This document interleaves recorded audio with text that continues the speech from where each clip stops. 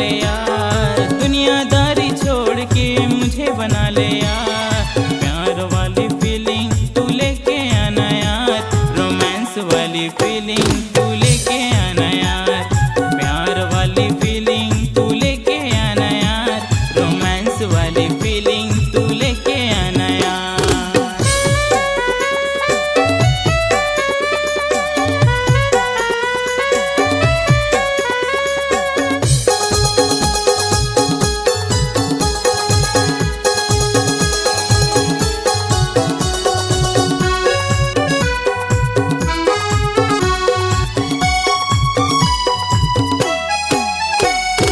तेरे लिए कितनों को मैं छोड़ आया यार, अब तो कह दो दिल से मैं तेरा हूँ यार।